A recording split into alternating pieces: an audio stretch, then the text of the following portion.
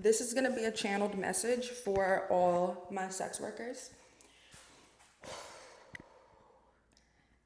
Any sex workers in America or the whole planet of Earth who come to this transmission understand that it is my interpretation of a message that's given to me from the divine, but it is also a commingle of my own experiences and thought processes while living here on Earth.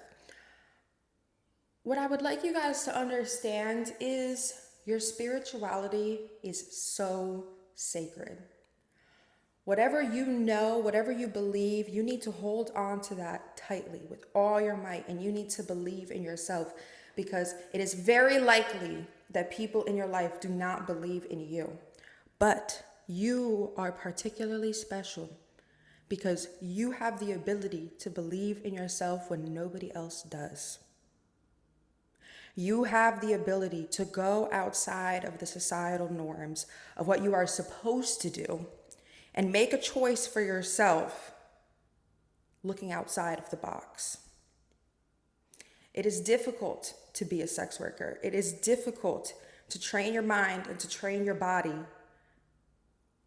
to be in this position despite everything that is going on around you that would say, no, it's not a good idea. No, it won't help your life. But yet you have seen the positive changes it can bring to your life. Nobody will understand. Nobody will know what you went through. Nobody will know your struggle. Nobody will know the amount of times you had to pick yourself up, the amount of times you had to pick somebody you don't even really know up, but you just felt for the girl.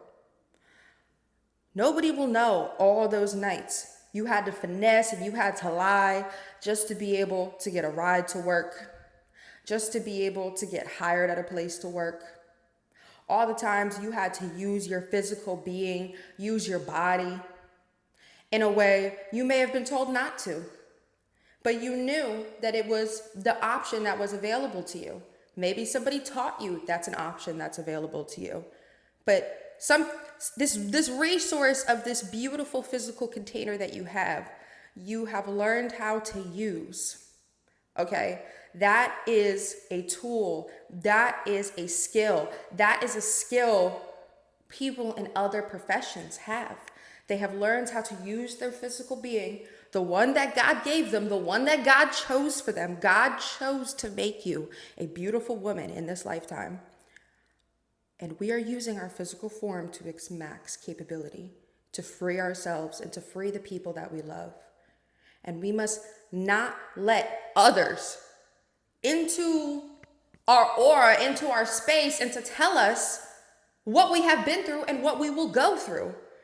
People try to tell you what your journey has looked like, and people try to tell you what your future will look like, because that's just their perception of your life from this little microscopic look they get to have. Until somebody walks with you from morning until night for 7 days straight, walks literally a mile in your shoes. They gotta get up with you at the time you get up. They gotta work when you work. They gotta sleep when you sleep. They gotta eat when you eat.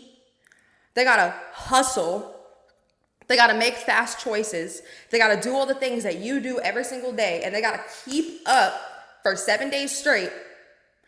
Then you know what? They get to give me a 60-second dissertation on how I could improve my life, on some areas of improvement that I could do.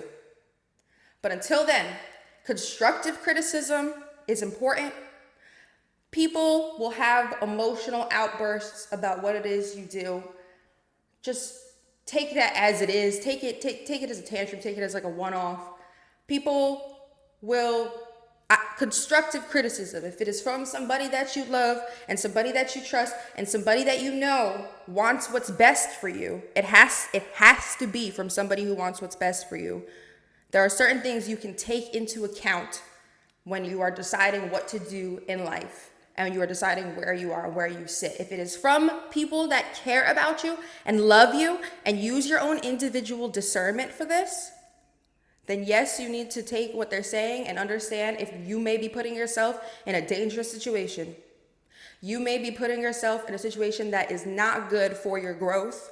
You may be you may be falling off on your sobriety, and it is hard for you to stay sober while you are doing sex work.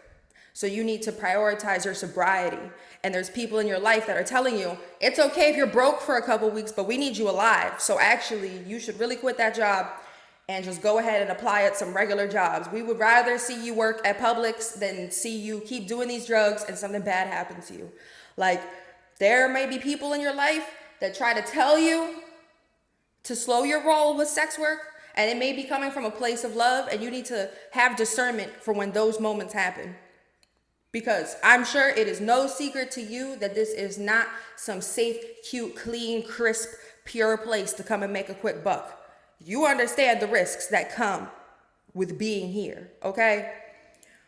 So, what I want to share is about judgment. People who have judgment on your life, not people who are trying to reach to you with love, to teach you something, to show you something, to help you grow. Don't want you to keep making the same mistakes. That's love. That's good. Hold on to that. Have discernment for that. But people who are judgmental, try to tell you what to do, try to tell you what to be, try to tell you what to wear, what to say, all these things. Take it as a grain of salt, okay? Now I know that this type of people, they like to do this type of thing. But understand, nobody will understand what it took. Nobody will understand. Nobody will understand. And for me personally, sex work has been an incredible breakout of the capitalistic system. It has empowered me to have the time, the resources, the energy to be able to work on my mental health in my own individual way without having to rely on a destructive, disruptive, evil, greedy health system in my country. I don't have access to actual mental health care. I have access to pills. I don't really have access to healing. I have a certain designated amount of time for therapy per week, and that's it. No, social work has allowed me to take the time I need, me and other women, to grieve,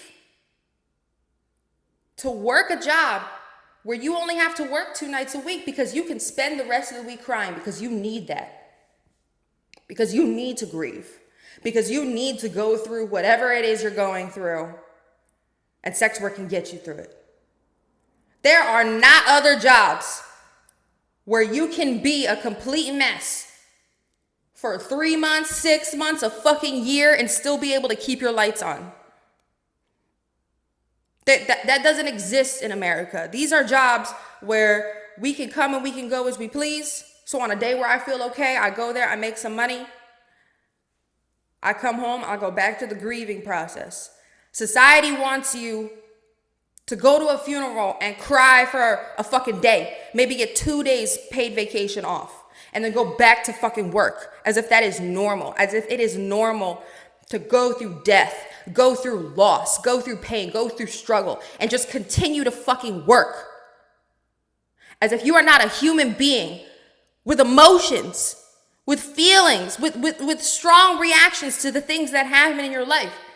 We deserve to take a break and to process those emotions so we can move forward in a healthy way. And sex work allows me to do that. It allows millions of other women to be able to have the freedom to build their own schedule around whatever the fuck it is they got going on in their life. Whatever loss, whatever pain, whatever death. Sex work is the thing that is getting them through it. And people on the internet will be on this wave of sex work isn't feminist. Guess what? And this is coming from me personally, but I have been feeling this in fucking coagulation, in fucking commemoration, and fucking collaboration with the divine so much lately that the time of the goddess, the time of the feminine, the time of a rebalancing of the masculine and the feminine is here. So all these little inner petty wars, all these other little small arguments and this, that, and the third, we gotta move forward. We gotta move forward. We are being asked to step up in a major way. We are major power holders in the spirit world and the physical. We are being asked to step up in a major way. And I know you have been receiving messages that tell you that you are meant for big things in this world. You are meant for financial and spiritual abundance. That's why you're here.